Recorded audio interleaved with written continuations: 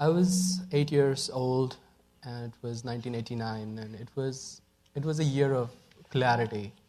We're all really clear about what was going to happen and what was going on. We had understood the nature of rule we were under in that year. Our homes were full of political discussions. Our parents were discussing this strategy and that strategy. We all knew that India was militarily very powerful. We hadn't seen it yet completely. We had only seen CRPF and police that year. But they were like some idealists, boys from the neighborhoods, really charismatic, wise boys, generous, kind people, some of whom just crossed over, which we used to call Apur. We used to imagine Kashmir as a house with a partition, the line of control, and Pakistani-controlled Kashmir was another room of the house. India was never foreign, outside. So we had a deep sense of history, a history of 400 years of occupation, of foreign rule, and we hadn't given up during those 400 years. Our ancestors hadn't given up. And so 1989 began with this year of idealism, with this year of resolve that we will finally throw India out. And then we saw trucks and lorries of Indian soldiers coming into our towns, coming into cities and villages, occupying every little space, defamiliarizing all the places we had known. And they crushed the spirit. 8 years till 1998, when I lived there, it was a terrible, terrible experience during those 8 years. The number of people who died, the kind and generous people who died, who didn't deserve to die, the mothers who lost their sons, the houses that were burned down, and neighborhoods that were burned down together. 1998, I left Kashmir, and I used to come back in summers and winters for a little bit, but I fully returned in 2008 when I thought that things were getting normal. I could just go and teach there for a while and see what we can do. So I began teaching at this small university in Kashmir, and we used to call these conditions, this situation, halat. And as soon as I returned, halat also returned, and everybody thought that, in my family at least, that I had brought back the halat. In 2008, the controversy about a land deal took place, and it was followed by immense sea of people like breaking the shackles, like in 1989, when we were untying the knots of fear. In 2008, we also untied lots of those knots. But it was again followed by severe military repression. The spaces were occupied again, and streets were out of bounds. 3-month-long curfews took place, and which reminded us of the year 1990 when Jagmohan, the governor of Kashmir, imposed a curfew for 2.5 months, literally starving thousands of families in Kashmir because there was no access to food, there was no access to medicine, there was no access to anything. And it was in the dead of the winter. This time it was summer, but people continued to, strike back in form of demonstrations, in terms of pelting stones and whatnot. And then in the November of 2008, government suddenly decided that they wanted to hold an election. I wrote a small piece during that time, and I wanted to connect democracy with occupation. And I'm going to read it out. I must point to the absurdity of elections under occupation in Kashmir. After the summer 2008 protests and the 5-month-long harsh clampdowns, people were surprised that the government wanted to hold elections. These previous months had exacted a heavy toll, not only in terms of lives lost and people injured, but also the suffering of those whose livelihoods depended on uninterrupted daily activities. The hawkers, the shopkeepers, daily wage earners, laborers, etc. To many, the announcement of elections sounded like a cruel joke. But by late November and December, the months in which the elections were to be held, an unusually large number of people decided to contest. There was even a distinct buzz of election campaigning in the air. I was in Anantnag on the day of election and took some notes on the day's events. It's 9 in the morning. Overnight drizzle has darkened the winter bare trees. The hill around the town is wrapped, around which the town is wrapped, has disappeared in the mist. I look out onto the road in the distance to see if anyone is moving. There was an explosion a couple of hours ago. It must have been somewhere close. A few police jeeps can be seen moving fast every few minutes. I'm curious to see if people are going out to vote. My parents advise me to stay indoors. We have been without electricity since last evening. I use this fact as a pretext and announce that I'm going to go out to get it fixed.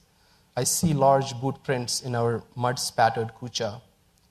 Soldiers must have been moving about in the night. It is the election day in Anantnag, and the bandobast is tight. A few meters ahead, after a bend in the kucha, two people from the colony, father and son, are looking dejectedly at the electric transformer that supplies our neighborhood. The father turns to me and says, "Every soldier in this cinema has a heater and a boiler of his own. They get 2 phases, and the rest of us get 1. It can't take this load." He is talking about the cinema hall in our neighborhood, which was taken over by military almost 18 years ago and turned into a camp. It houses more than 300 soldiers. Our colony has around 30 houses. The electricity transformer was installed way back in the 80s for these 30 houses and the cinema. Each night of the winter, the fuse blows. An elderly man has come out of his house with pieces of aluminum wire in his hand. "To hell with them, and if that wasn't, why would they be here?" he blurts out in Kashmiri. We laugh. A military chopper comes out of nowhere and flies low overhead. Our laughter is drowned in the sound. Both the laughter and the chopper disappear quickly. We can see the main road from where we are standing. Soldiers manning the road stop a car. They make gestures for the driver to come out. He is apparently showing some papers. One soldier flings his door open. As soon as the driver steps out, another soldier lands his heavy, muddy boot on the driver's belly. "Oh no, they have just destroyed his perfectly clean Ferran. How will he wash it now in this cold winter with no electricity?" quips the man standing next to me, and then giggles in his own dark sense of humor. One of his own relatives was beaten to pulp 2 months back. Soldiers had dug a hole in his arm with a screwdriver. The driver receives a rain of blows and soon passes out. Soldiers drag him to the side. The man standing next to me bets the driver is pretending to be unconscious. He is right. One soldier kicks him hard in the belly and the driver is up. He limps back to his car and drives away. 2 trucks packed tightly with sullen and frozen Kashmiri men down the main road. A young man who has joined us says wryly, "They are bringing people from outside to vote. They don't need our vote." A cab is moving toward us slowly. We are alert and ready to dart back into our homes.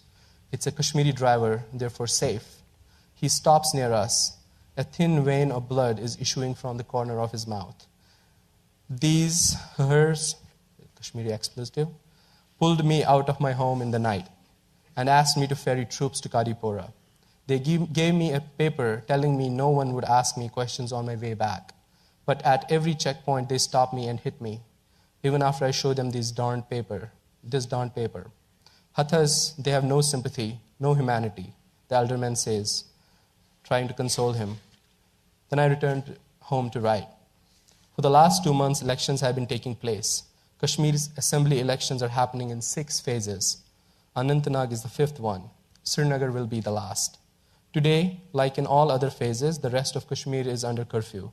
It reminds me of Dr. Aziz in Salman Rushdie's Midnight's Children, examining the body parts of his future wife through a perforated sheet, one by one. Beyond the regular election day restrictions, people have been barred from going out on Fridays as well. No prayers have been offered in the largest mosque in Srinagar, Jama Masjid, for the last 6 Fridays. People are not allowed to assemble. The main preacher at Jama Masjid and head of Hurriyat Conference, Mirwais Umar, is under house arrest. Thousands of pro-freedom activists have been bundled into jails. Against many of them, draconian black laws have been slapped, which means they will be put into prison for the next 2 years without trial. Yasin Malik, who has already been in jail at various times for a decade, is one of them. In Anantnag last month, 100 parents were picked up randomly by police and the paramilitary and were told to warn their sons not to get involved in the pro-independence campaign. Many young men have already been beaten up and warned to stay indoors. A friend who works with the local newspaper was threatened and his young brother tortured for reporting on police atrocities. He was told to do favorable stories about the election. He's following orders to the word, he tells me. He doesn't want to give up his job, for they don't come easy. Pro-government Ikhwani militias, which are funded and armed by the Indian state and who wreaked havoc on Srinagar for a full decade, have been reactivated. Many of the militiamen who were integrated into the army wander about the town in civis and harass people. A lot of people, it seems, want to vote. If not in Anantnag town, then in the villages. They need their representatives to relieve them of the tremendous pressure the Indian state puts on them. During the past few months, thousands were arrested. They had no one to go to for redress. Governor's rule meant one inaccessible Indian bureaucrat controlled everyone's life in Kashmir. A legislative assembly would mean at least that they can go to people who might have some say. That's what the contestants are promising. People in jails shall be released. The level of military oppression will be brought down. Government militias will be reined in. Major parties are saying this vote is not a vote for India. And thrown in between are a number of others who have one or the other motivation to contest, and none of them is loyalty toward India. In Delhi, however, political analysts are claiming victory over Kashmiri separatists. Indian newspapers and TV channels are gloating over the turnouts, 68%, 57%, etc. The numbers encouraged even India's Prime Minister Manmohan Singh to come to a village in Anantnag a few days back to support his party's candidate from there. The village he visited is surrounded by hills full of bombs. Indian military has one of its largest ammunition depots in the region. Last year, the hills in Kundru exploded into a huge ball of fire and gulped dozens of Kashmiri lives. The military asked villagers in 15 villages surrounding the depot to vacate so that the depot could be expanded. No word was spoken about that. To the Kashmiris Manmohan Singh was addressing, he said India would defeat terrorism soon. He was talking about Mumbai. Across the stream that runs behind my home, young men from the neighborhood who were leading stone-pelting duels and protests against Indian soldiers over the summer and the autumn are playing cricket. The stream almost dries up in winter, leaving a little plain island behind. Soldiers can't see it. It's almost 3 in the afternoon and I haven't seen anyone go to vote yet. But there are 2 more hours to go, and who knows.